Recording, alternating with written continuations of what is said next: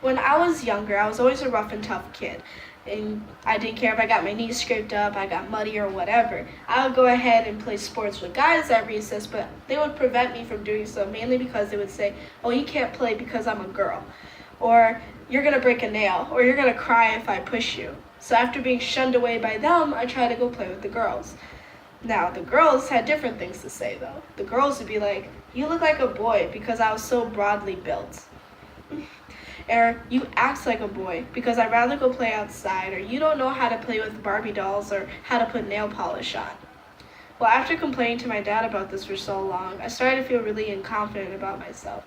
So he came up with the idea of giving me my very first comic book for my 12th birthday, which was a Wonder Woman comic book.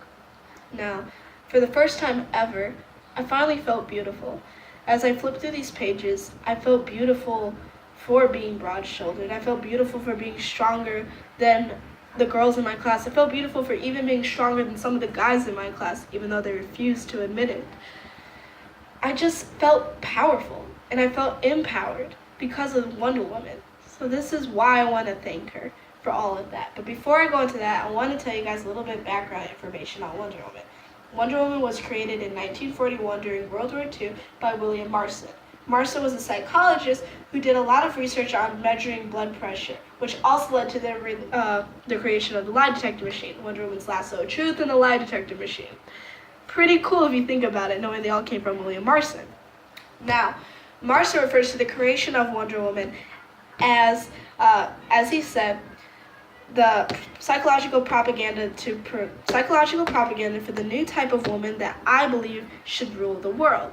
This leads to my first appreciation for Wonder Woman, is that she changed the idea of what's beautiful. We look at Ronda Rousey and go, wow, it's such a strong, muscular, powerful woman in the UFC community. Now, Wonder Woman was the original Ronda Rousey. Not only did she promote women to believe that it was beautiful to be muscular and physically strong, and even be stronger than guys, she also promoted women to love themselves for who they were, regardless of their body shape, and to hold truth to their beliefs. Always fight for what they believe in. Creating a strong, independent woman is what was beautiful to Wonder Woman. And this is why she refers to all women of the universe as her sisters, regardless of race, creed, color, and even age. So, and also, adding on to that proof, she's obviously considered beautiful because of the constant say-so by her side characters within her comic book history, if not just by like small characters that'll pop in every now and then, Darkseid, who wanted her as his bride, but even by her first love interest, Steve Trevor, to Batman, and to her newest love interest, Superman. Yes, the strongest man in the DC universe thought the strongest woman in the DC universe was beautiful. This leads into my second appreciation, was that Wonder Woman created jobs for women. You're probably wondering how. Well, this is why. In the 1940s, Wonder Woman comic books were filled with ads just for career opportunities for women, which was so new at this time.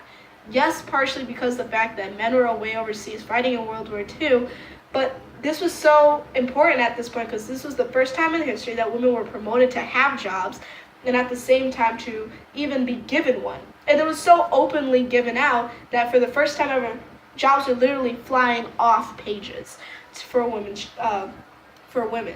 Now, on top of that, Diana herself, as her aka Wonder Woman, Diana, her secret identity was an army nurse. This promoted women to pursue jobs in the military efforts. If it was not working at an assembly line, it was becoming a nurse or becoming drawing blood for blood donations. Now, this leads into my final point, was that Wonder Woman's feminism. Wonder Woman comes from an island full of very strong, powerful individual women.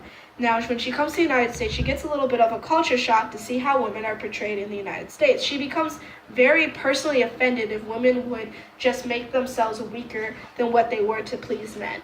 And then on top of that, throughout her storyline history, she constantly has to deal with the challenges of sexist remarks. If it's not from Darkseid saying that he only wants to marry her for her infamous beauty, it was from terrorist organizations throughout comic books that she had to fight, saying they won't listen to her because the fact that she was won't listen to her diplomacy because the fact that she was a woman. Even though this is a constant thing she has to go through for most of her storylines, regardless of movies and TV shows and comic books, she constantly fights through them, creating the feminist struggle and overcoming, basically becoming the ideal image of what a feminist is. And this is why I want to thank you, Wonder Woman. Thank you for making me feel beautiful when I was told for so long that I wasn't. Thank you for making me realize that it's beautiful to be strong. Thank you for telling that little girl that she's not alone when it comes down to not being stereotypical. Thank you for defeating Darkseid and protecting Earth 1 from Earth 12. Thank you for empowering women all over the world. And that was my tribute speech to Wonder Woman. Wonder Woman.